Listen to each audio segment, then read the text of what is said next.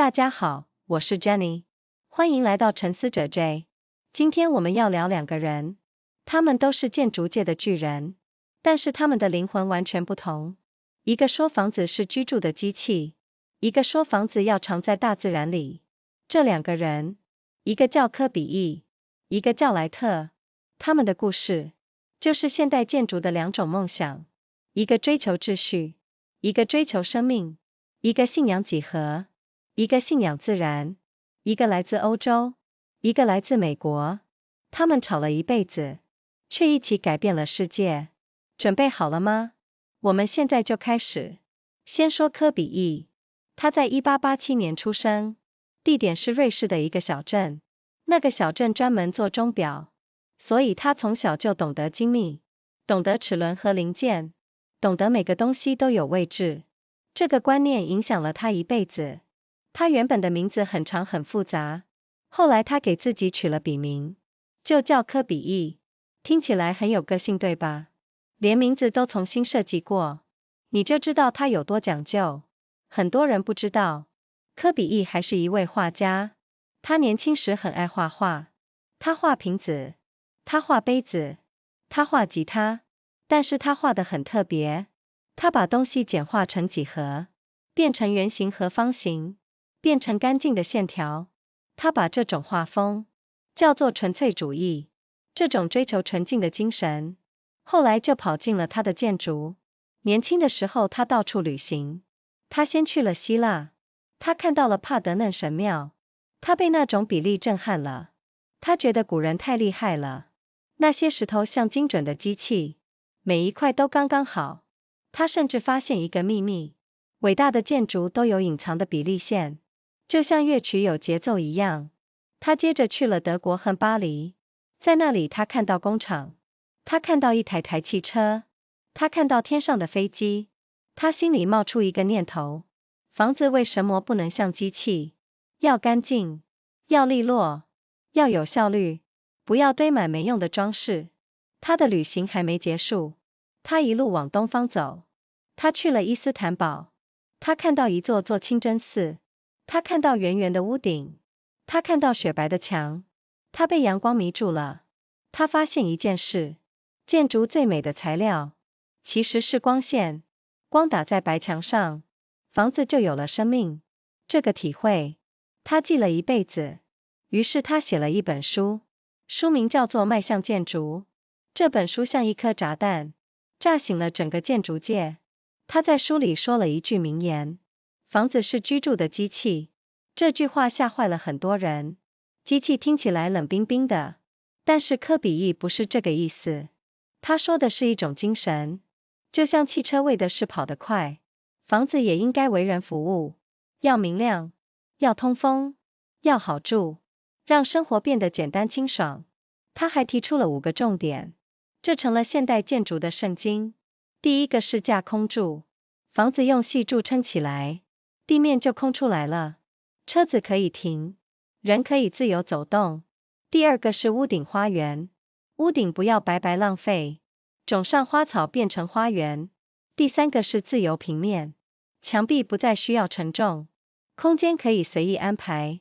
第四个是横向长窗，窗户横着拉得很长，阳光大量灌进屋里。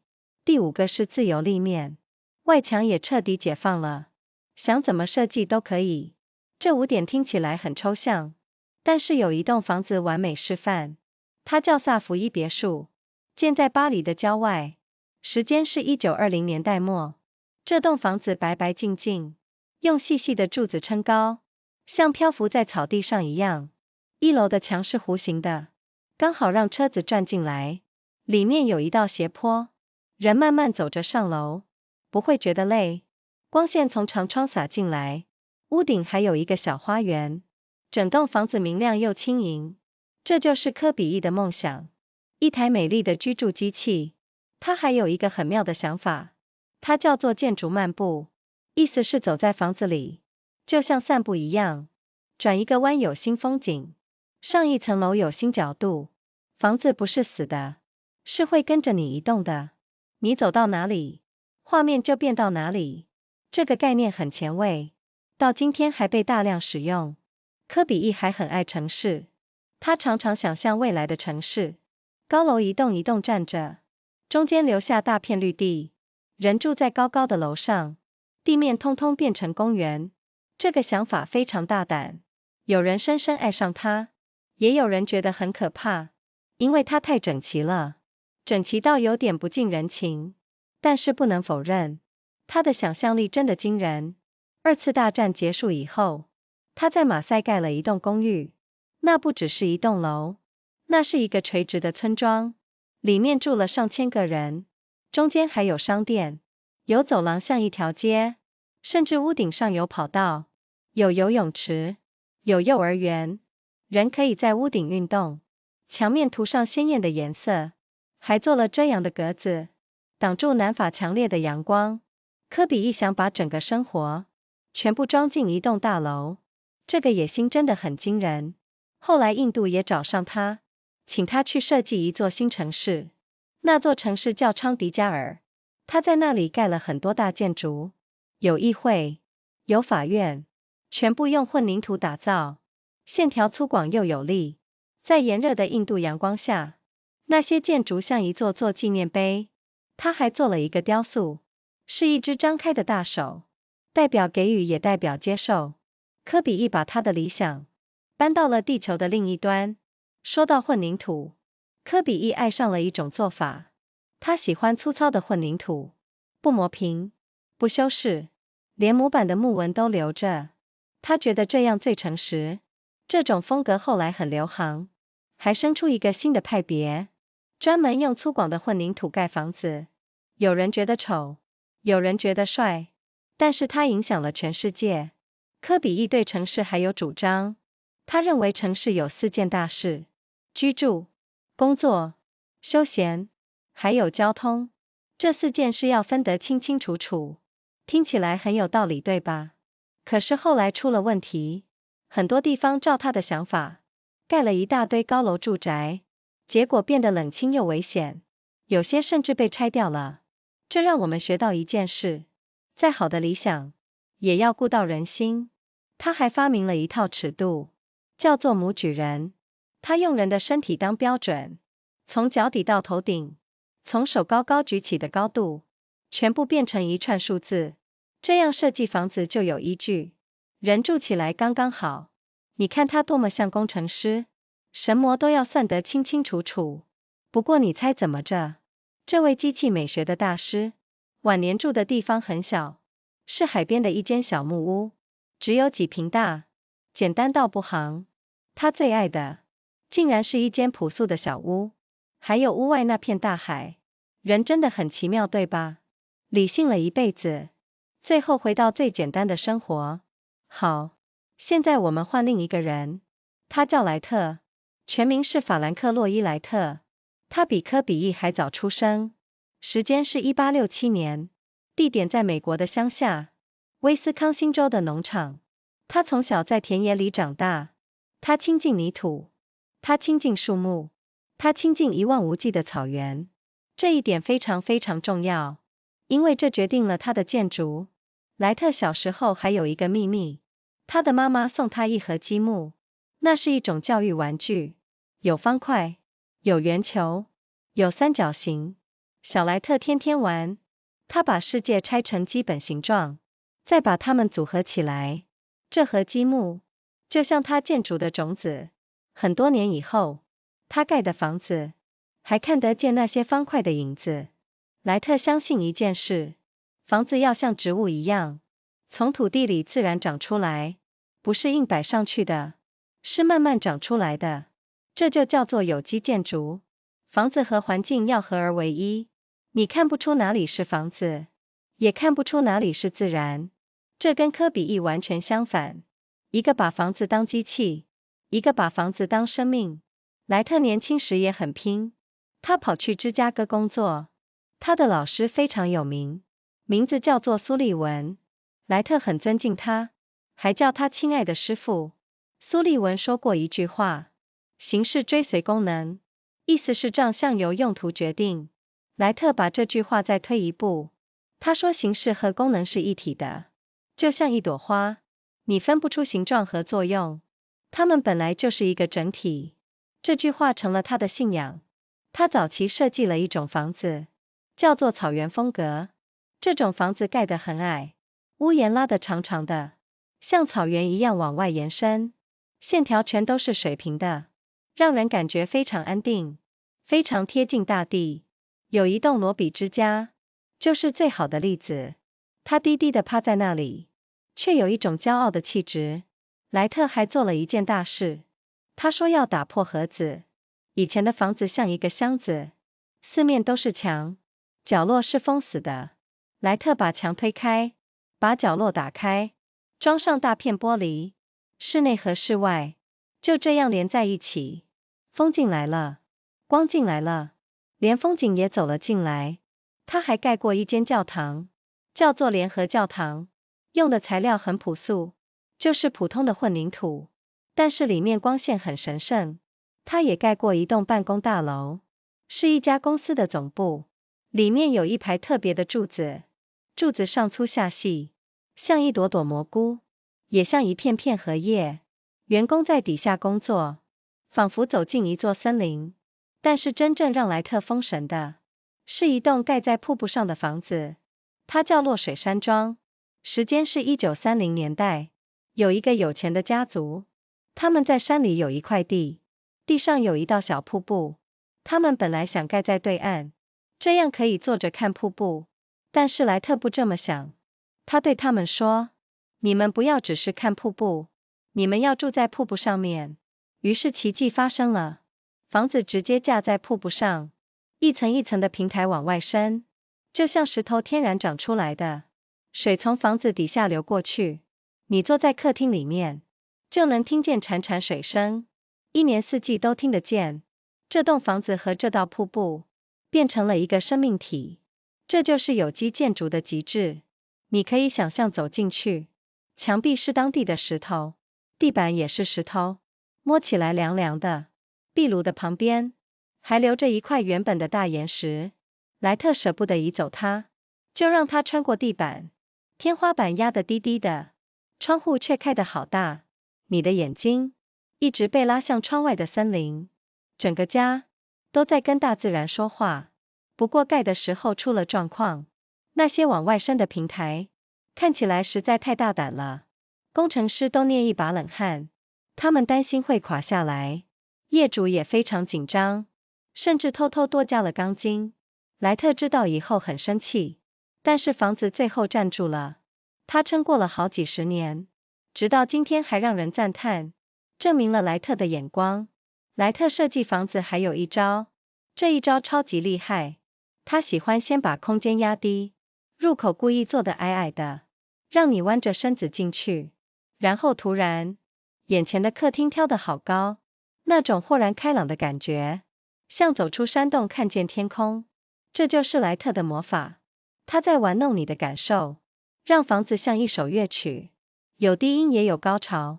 说到材料也很有意思，柯比意爱混凝土，那是工厂做出来的，是现代的，是人造的。莱特爱石头和木头，那是大自然给的，是温暖的，是有生命的。你摸柯比意的墙，冰冰凉凉；你摸莱特的墙，有木头的纹路，连材料都在说话。一个信机器，一个信自然。你看出两人的差别了吗？柯比意的房子，干净地站在草地上，利落的像一台机器。莱特的房子，紧紧藏在瀑布上，自然流动的像生命。一个是理性，一个是感性，一个信仰几何，一个信仰自然。现在最精彩的来了，让我们来想象一个画面，如果这两个人真的见面，他们坐下来吵一架，会吵成什么样子呢？柯比意可能先开口，他会说，未来的人这么多，土地这么少，我们必须往天空盖高楼，把人集中起来，地面才能留给绿地，这样最有效率。莱特一定会摇头，他会大声反驳，不对不对，人不该挤在高楼里，人应该回到大地上，每一家都该有一块地，有自己的花园，有自己的天空，城市应该散开来，而不是叠上去。他甚至画过一张蓝图，让每个家庭都有土地。你看这两种城市观，一个往上长，一个往外摊，一个集中，一个分散，一个相信效率，一个相信自由。到今天我们还在选择，要住进高楼大厦，还是搬到郊外的房子。这场辩论其实从来没有结束。莱特那张城市蓝图其实有一个名字，它代表一种全新的生活。人开着车，住在自己的小农庄，种一点菜，养一点鸡，靠近大自然，又能在家办事。咦，这不就是现在吗？很多人搬到郊外，在家上班。莱特早就想到了，他真的很有远见。莱特还很迷东方，他特别喜欢日本，他收藏了很多日本版画，那种简单留白的美，深深影响了他。他的房子也讲究留白，不把空间塞得满满的，有时候空，反而更有味道。他还很会教学生，他开了一个工作室，年轻人住进来跟他学，白天盖房子，也下田种菜，晚上一起讨论建筑，像一个大家庭。他把毕生的功夫一点一滴传了下去，那份对平凡人的好也藏在很多小设计里。他发明了车库的雏形，他把厨房打开，让妈妈煮饭的时候也能看见家人。他甚至在地板下埋管子，让暖气从脚底升起来。这些贴心的点子，今天我们还在用。莱特还有一个地方很特别，那是他自己的家，名字叫塔里耶森。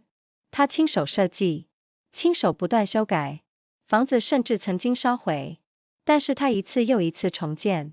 对他来说，那不只是房子，那是他和土地的约定。他用一辈子在实践，房子要和大地一起呼吸。他还做过一件神奇的事，他在日本盖了一间饭店，叫做帝国饭店。有人怀疑它不够坚固，结果1923年大地震来了，东京很多建筑都倒了，但是这间饭店稳稳站着，因为莱特做了特别的设计，让它能够随着地面晃动。这件事让全世界都佩服，原来顺应自然的房子也可以非常坚强。那么问题来了，这两个人见过面吗？他们互相欣赏吗？答案其实有点好笑，他们看彼此不太顺眼。莱特年纪比较大，他觉得自己才是开创者，他觉得柯比意那一派房子像盒子一样，冷冰冰的没有灵魂。他还公开批评过，他说那只是一时的流行，过几年就退烧了。柯比意这边呢，他对莱特的感觉很复杂，一方面承认莱特很厉害，一方面坚持走自己的路。两个巨人就像两座高山，各自高高耸立，谁也不服谁。但是现在回头看，他们其实是互补的。建筑需要理性，也需要感性，两者缺一不可。其实这两个人个性都很强，都很有自信，甚至有一点自大。柯比意总是戴着圆眼镜，打扮得一丝不苟。莱特喜欢披着斗篷，拿着一根手杖，活像个大艺术家。他们都很爱讲话，都觉得自己最懂建筑。也许正因为这样，他们才敢挑战全世界。天才往往就是这样，又骄傲，又迷人。有趣的是，他们晚年都变了。柯比意原本那么爱几何，那么爱笔直的线条，但是他盖了一座教堂，叫做廊香教堂。这座教堂完全不一样，墙壁是弯曲的，屋顶像一顶帽子，像一艘船，甚至像一只鸟的翅膀，柔软又神秘。原来最理性的人，心里也住着诗意。莱特晚年也有大作，他设计了古根汉美术馆，就在纽约市的中心。这栋美术馆很特别，它不是方方正正的，它是一个大螺旋。你进去以后搭电梯到顶，然后沿着斜坡慢慢走下来，一路上欣赏墙上的画。整栋建筑就是一条动线，像一个贝壳，像一个漩涡。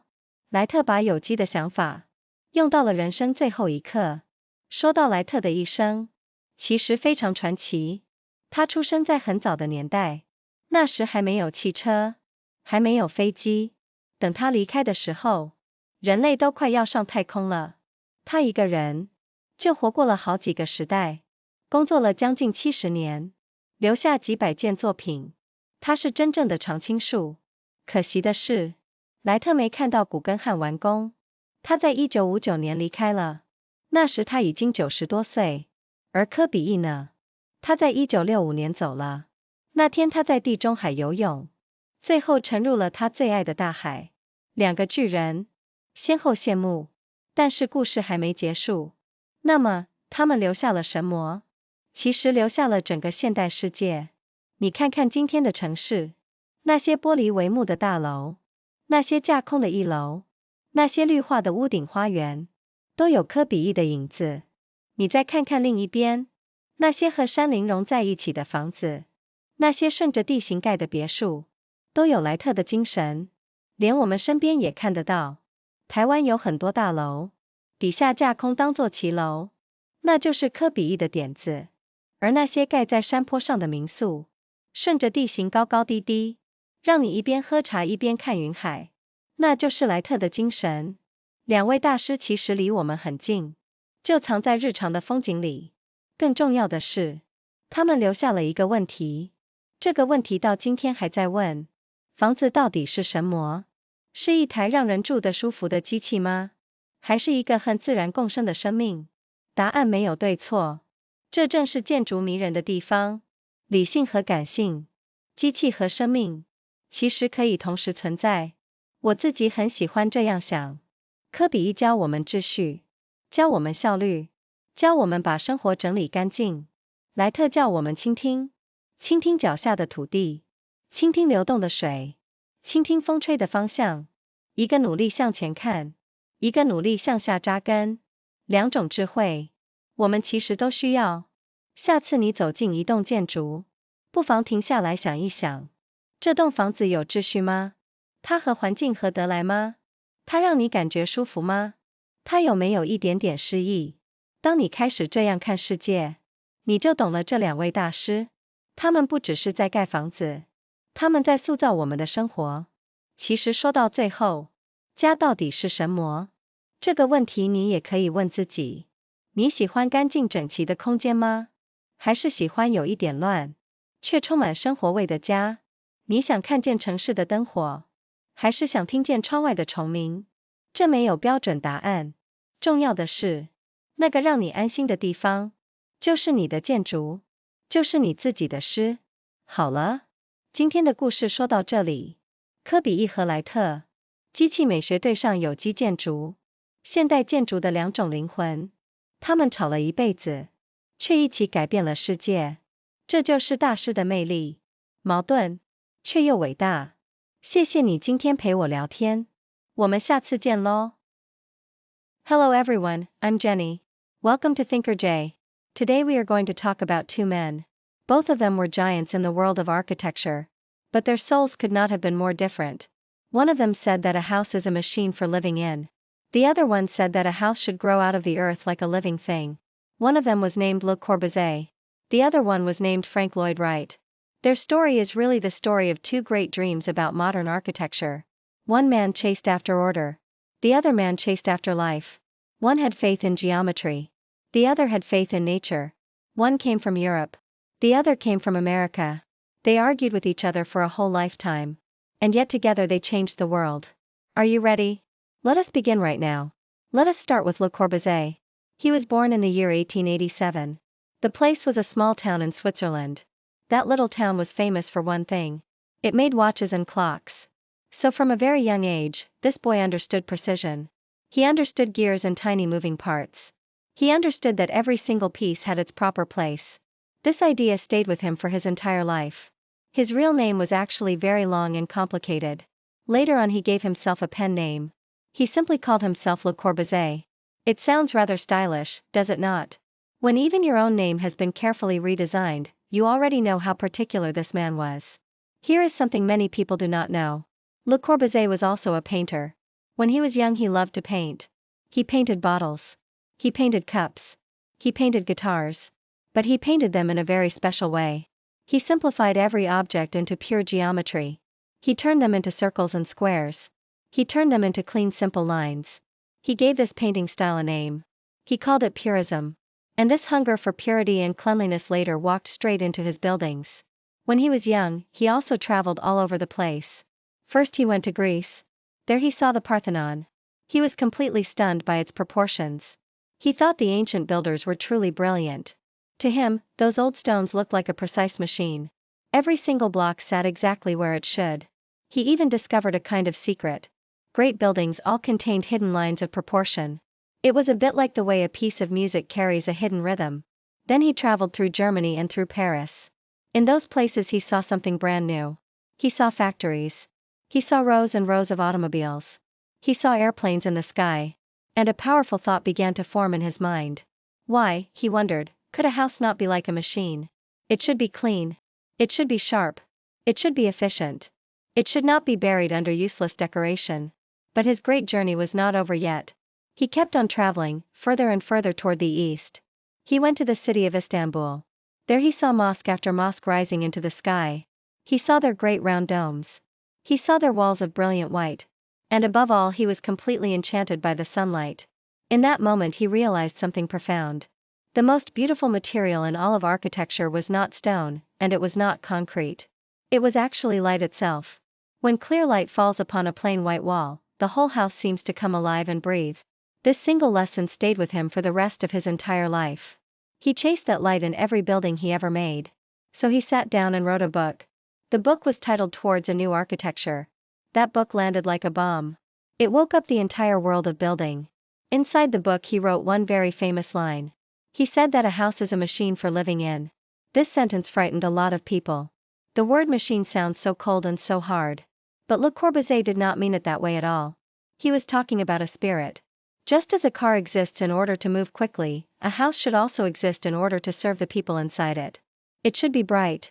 It should have fresh air. It should be comfortable to live in. It should make daily life simple and clean. He also offered 5 key principles. These 5 points became a kind of Bible for modern architecture. The first one is the pilotis, the lifting columns. The house is held up on slender pillars. This frees up the ground below. Cars can park there. People can walk freely underneath. The second one is the roof garden. The roof should not be wasted. Plant flowers and grass and turn it into a garden. The third one is the free plan. The interior walls no longer carry the weight. So the space can be arranged in any way you like. The fourth one is the long horizontal window. The window stretches sideways in a long band. Sunlight pours into the room in floods. The fifth one is the free facade. Even the outer wall is now liberated. You can design it however you wish. These 5 points may sound rather abstract. But there is one house that demonstrates them perfectly. It is called the Villa Savoye. It was built on the outskirts of Paris. The time was the late 1920s. This house is clean and white. It is lifted high on those thin columns. It looks as though it is floating on the grass. The wall on the ground floor is curved.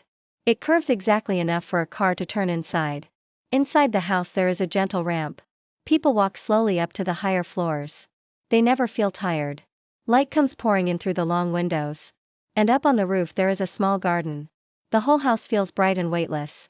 This was the dream of Le Corbusier. A beautiful machine for living. He also had one very clever idea. He called it the architectural promenade. It means that walking through a house should feel like taking a stroll.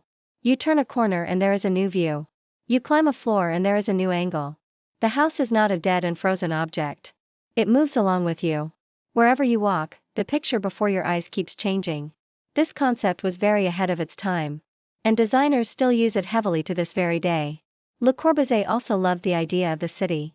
He often imagined the city of the future. Tall towers standing one after another. Wide green spaces left open in between. People would live high up in the towers. And the ground below would all become a park.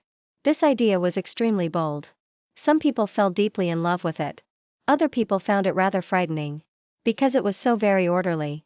So orderly that it felt almost inhuman. But no one could deny it. His imagination was truly astonishing. After the Second World War ended, he built a famous apartment block in Marseille. It was not just one building. It was a vertical village. More than 1,000 people lived inside it. There were shops in the middle. There was a corridor that worked like a street. There was even a running track up on the roof. There was a swimming pool.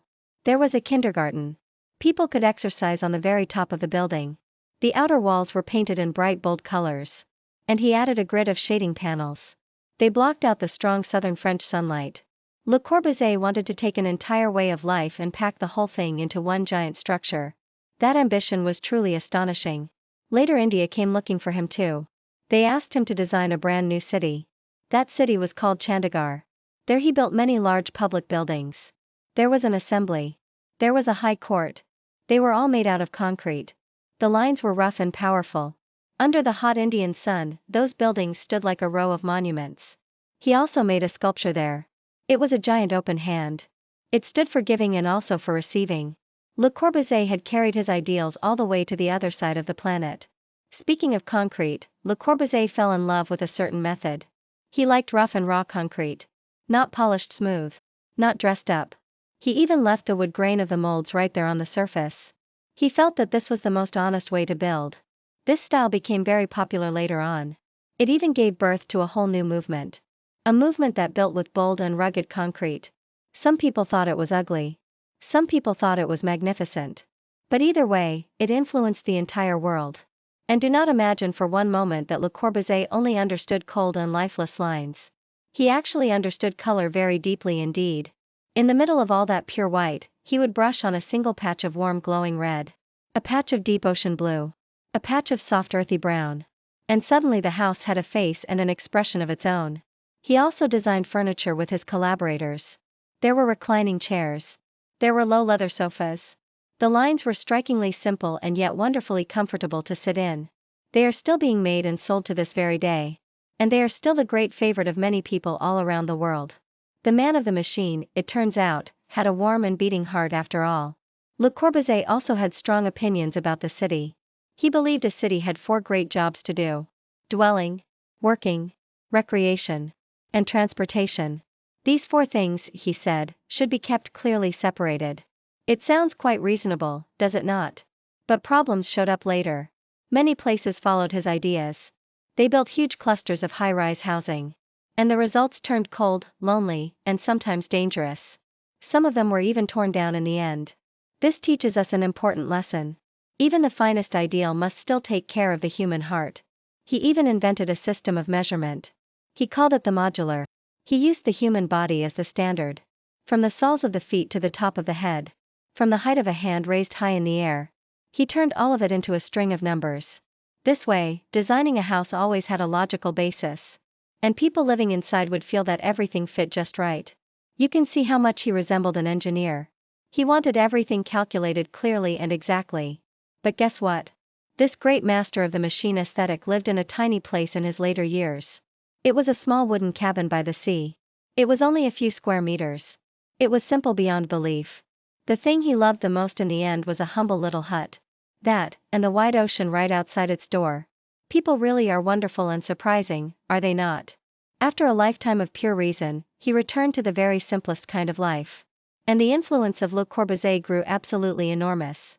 The whole world began to copy him. From Europe to the Americas. From Asia all the way to Africa. Everywhere you looked, white box-shaped buildings were rising up into the sky. Glass towers went up one after another after another. Many brand new capital cities were planned according to his spirit. Even today, when you walk through almost any city on earth, you can find his shadow somewhere close by. A boy from one tiny Swiss watchmaking town had, in the very end, changed the face of the entire planet. That is a kind of power that very few human beings ever hold. Now let us switch to the other man. His name was Wright. His full name was Frank Lloyd Wright. He was born even earlier than Le Corbusier. The time was the year 1867. The place was the American countryside. It was a farm in the state of Wisconsin. He grew up out in the open fields. He was close to the soil. He was close to the trees. He was close to the endless prairie. This point is extremely important. Because it shaped his entire architecture. Wright also carried a little secret from his childhood. His mother once gave him a set of building blocks. They were a special kind of educational toy. There were cubes. There were spheres. There were smooth triangles. And little Wright played with them every single day without fail. He took the whole wide world apart into its most basic shapes. And then he carefully put those shapes back together again into something new. That simple box of blocks was really like the very first seed of his architecture. Many years later, in the houses that he built, you could still clearly see the quiet shadow of those childhood cubes. It is amazing how a small toy can shape an entire life. Wright believed in one thing above all. A house should be like a plant. It should grow naturally out of the land.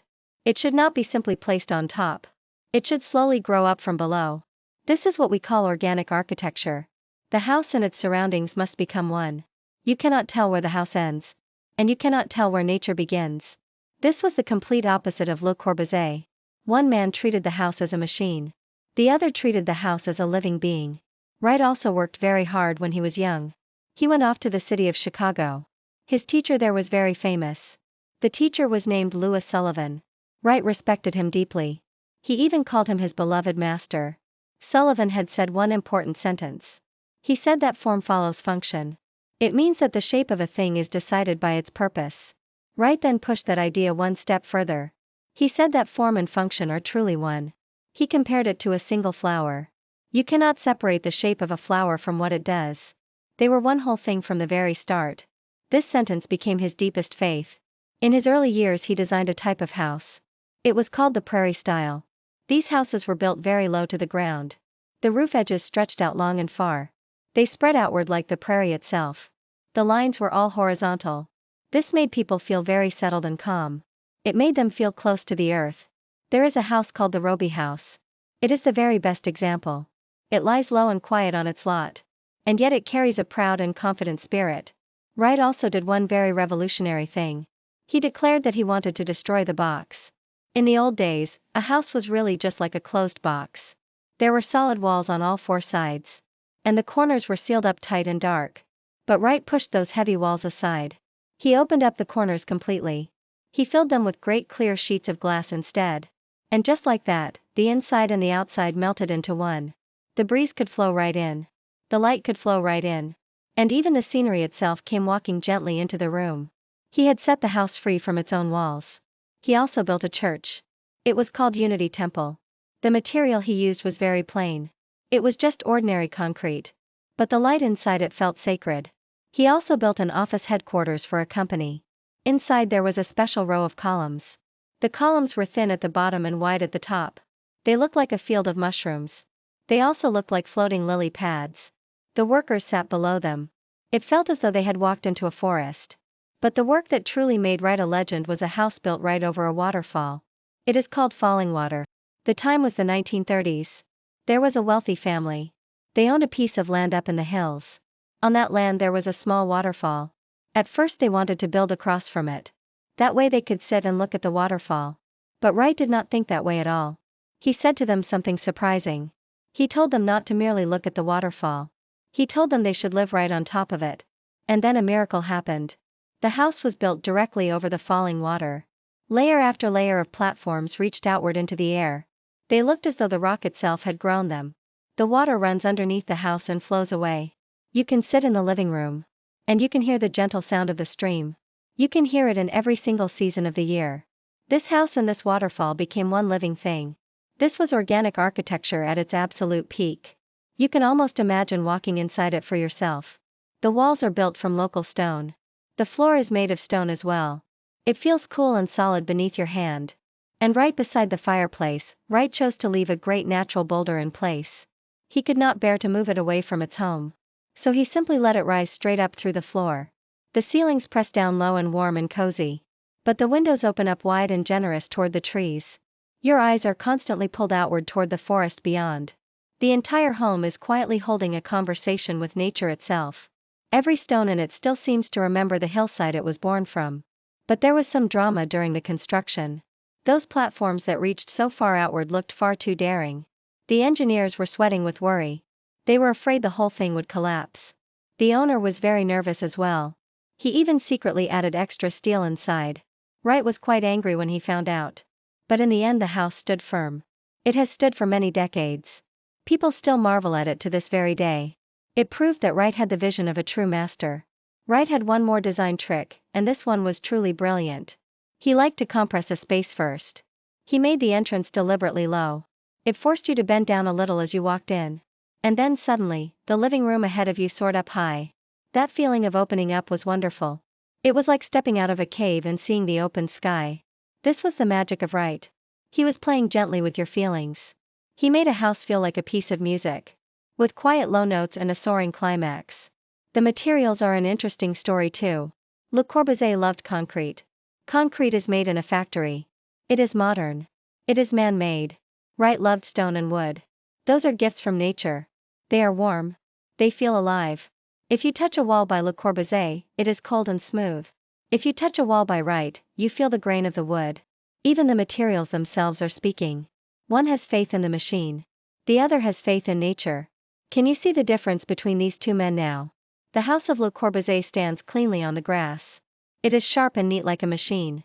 The house of Wright clings tightly to the waterfall. It flows naturally like a living creature. One is rational. The other is emotional. One had faith in geometry. The other had faith in nature. And that is really the very heart of our whole story today. Two souls. Two completely different answers to one and the same question. Neither one of them was wrong. They were simply looking out at the world through different pairs of eyes. One man saw a clean and logical machine. The other man saw a warm and living organism. And the wonderful truth is that architecture has room enough inside it for both of them to live. Now here comes the most exciting part. Let us imagine a scene together. Suppose these two men actually met. Suppose they sat down and had an argument. What would that argument sound like? Le Corbusier might speak first. He would say something like this. There are so many people in the future. And there is so little land. We have no choice but to build toward the sky. We must build tall towers. We must gather people together. Only then can the ground be left open for green parks. This is the most efficient way of all. Wright would surely shake his head. He would object loudly. No, that is all wrong. People should not be crammed into tall towers. People should return to the earth. Every family should have its own piece of land. Its own garden. Its own open sky. The city should spread outward. It should not be piled upward. He even drew a blueprint once. A plan where every single family owned a plot of ground. So look at these two visions of the city. One grows upward. The other spreads outward. One gathers people in. The other lets people spread apart. One believes in efficiency. The other believes in freedom. And even today we are still making this choice. Should we move into a tall apartment tower? Or should we move out to a house in the countryside? That debate, you see, has actually never come to an end. That blueprint of Wright's ideal city actually had a name of its own. It stood for a completely new way of living on the land. People would drive their own cars wherever they pleased. They would live on their own little homesteads. They would grow a few vegetables in the yard. They would keep a few chickens out back. They would stay close to nature every single day. And yet they could still handle all their work and business from home. Wait just a moment. Does that not sound almost exactly like the world we live in today? So many people have moved out to the suburbs now. They work from home in front of a screen. Wright had quietly imagined all of this many decades ago. He truly had a remarkable kind of foresight. Wright was also fascinated by the East. He especially loved Japan. He collected many Japanese prints. That beauty of simplicity and empty space moved him deeply. His own houses cared about empty space too. He did not stuff every room completely full. Sometimes emptiness carries more flavor than fullness. He was also a wonderful teacher. He opened a kind of studio in school. Young people moved in to learn from him. During the day they built houses. They also worked in the fields and grew vegetables. At night they all discussed architecture together. It was like one big family. He passed down the skill of a lifetime, little by little, to the next generation. That kindness toward ordinary people was hidden in many small designs too. He invented an early version of the carport. He opened up the kitchen. So a mother cooking dinner could still see her family. He even buried pipes beneath the floor. So warmth could rise gently up from under your feet. These thoughtful little ideas are still in use in our homes today. There was another place that was very special to Wright. It was his own home. The name of it was Taliesin. He designed it with his own hands. And he kept changing it with his own hands. The house even burned down at one point. But he rebuilt it again and again. To him it was not just a house. It was a promise between him and the land. He spent his whole life living out that promise. A house should breathe together with the earth. When Wright grew older, he built a second home as well. This one stood far away in the Arizona desert. He called it Taliesin West. He built it out of the desert stones and the desert sand themselves. The colors of the building matched the colors of the land around it perfectly. In the cold winter months he would travel there together with all of his students. They lived and worked right in the middle of the wide open desert. Even in his old age, Wright was still chasing the very same dream he had as a boy. A building should belong completely to the place where it stands. He also did one truly amazing thing. He built a hotel in Japan. It was called the Imperial Hotel. Some people doubted that it was strong enough. Then in the year 1923 a great earthquake came. Many buildings in Tokyo fell down. But this hotel stood firm and steady. Because Wright had used a special design. He let the building move gently along with the ground. This event won the admiration of the whole world. It turned out that a house in harmony with nature could also be very strong. So now a question arises. Did these two men ever meet? Did they admire each other? The answer is actually a little bit funny. They did not really get along. Wright was the older of the two. He felt that he was the true pioneer. He felt that the school of Le Corbusier made houses that looked like plain boxes. Cold boxes with no soul inside them. He even criticized them in public. He said it was just a passing fashion. He said it would fade away in a few short years. And what about Le Corbusier? His feelings toward Wright were complicated. On the one hand he admitted that Wright was brilliant. On the other hand he firmly walked his own path. Two giants. They were like two tall mountains. Each one rising high on its own. Neither one would bow to the other. But when we look back now, we can see they were actually complementary. Architecture needs the rational mind. And architecture also needs the emotional heart. You cannot do without either one. The truth is, both of these men had enormously strong personalities. They were both supremely confident in themselves. They were even, if we are honest, a little bit arrogant. Le Corbusier always wore his famous round black glasses. He dressed himself without a single flaw, neat from head to toe. Wright, on the other hand, liked to wear a long flowing cape. He carried an elegant walking cane in his hand. He looked every single inch the grand and dramatic artist. Both of them absolutely loved to talk. And both of them firmly believed that they understood architecture better than any other person alive on earth. And perhaps it was exactly because of that fierce pride that they each dared to stand up and challenge the entire world. Genius is often like that. Proud and difficult on one side. Utterly fascinating on the other. Here is something interesting. Both of them changed in their later years. Le Corbusier had loved geometry so much. He had loved straight clean lines. But then he built a chapel. It was called the Chapel at Ronchamp. This chapel was completely different. The walls were curved. The roof looked like a hat. It looked like a ship. It even looked like the wing of a bird. It was soft and mysterious. It turned out that even the most rational man had poetry living inside his heart. And the inside of that chapel was even more magical than the outside. He cut tiny windows of many different sizes deep into the thick heavy walls. He filled some of them with glowing colored glass. So when you step inside, little beams of red and blue and gold come pouring through the soft darkness. The light seems to float gently in the air like something holy. People who walk in often fall completely silent on their own. The man who once compared a house to a machine had built a space that felt like a quiet prayer. It was perhaps the greatest surprise of his entire career. Wright too had a great work in his final years. He designed the Guggenheim Museum. It stands in the center of New York City. This museum is very unusual. It is not square and boxy at all. It is one enormous spiral. After you go in, you take an elevator to the very top. And then you walk slowly down a gentle ramp. Along the way you look at the paintings on the wall. The whole building is really one continuous path. It is like a seashell. It is like a whirlpool. Wright carried his organic idea all the way to the last moment of his life. But not everyone loved the Guggenheim at first. Some of the painters were actually quite upset about it. They complained that the walls were slanted and curved. How, they asked, were they supposed to hang a flat painting on a curving wall? They felt the building was showing off and stealing all the attention from the art. But Wright simply did not care one bit. He believed the building itself should be a great work of art too. And in the end, history sided firmly with him. Today it is one of the most beloved museums in the entire world. Millions of people walk down that famous spiral ramp every single year. Speaking of Wright's life, it was truly legendary. He was born in a very early time. There were no automobiles back then. There were no airplanes. By the time he passed away, human beings were nearly ready to fly into space. One single man had lived through several whole eras. He had worked for almost 70 years. He left behind several hundred works. He was a true evergreen tree. Sadly, Wright never saw the Guggenheim completed. He passed away in the year 1959. By then he was already over 90 years old. And what about Le Corbusier? He passed away in the year 1965. On that day he was swimming in the Mediterranean Sea. In the end he sank into the sea that he loved the most. Two giants. They took their final bows one after the other. But the story was far from over. So what exactly did they leave behind? The truth is they left behind the entire modern world. Just look at the cities of today. Those tall buildings wrapped in glass. Those open ground floors lifted on columns. Those green roof gardens up above. They all carry the shadow of Le Corbusier. Now look at the other side. Those houses that blend into the forests and the hills. Those villas that follow the shape of the land. They all carry the spirit of Wright. We can even see them right here around us. Taiwan has many tall buildings.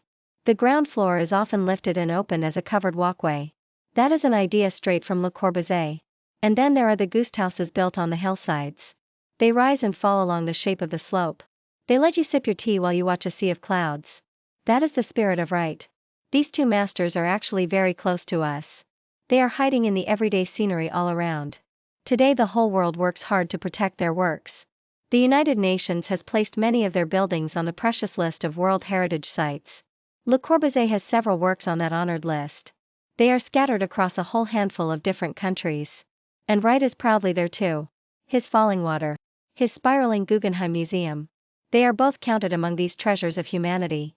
People line up and wait patiently for hours just to visit them. They come from far away just to see, with their own two eyes, those two great and very different dreams. Time has quietly proven everything in the end. Truly good architecture never, ever goes out of fashion. It only grows more precious with each passing year. And more importantly than that, they left us with a question. It is a question we still ask today. What exactly is a house? Is it a machine that lets people live in comfort? Or is it a living thing that grows together with nature? There is no right answer and no wrong answer. And that is precisely what makes architecture so fascinating. Reason and emotion. Machine and life. They can actually exist at the very same time. I personally love to think about it this way. Le Corbusier teaches us about order. He teaches us about efficiency. He teaches us to clean up and organize our lives. Wright teaches us how to listen. To listen to the land beneath our feet. To listen to the flowing water. To listen to the direction of the wind. One man looked bravely forward. The other man rooted himself deeply down. They are two kinds of wisdom. And the truth is we need both of them. The next time you walk into a building, why not pause for a moment and think? Does this house have order? Does it get along with its surroundings? Does it make you feel comfortable? Does it carry even a little bit of poetry? Once you begin to see the world this way, you will understand these two great masters. They were not merely building houses.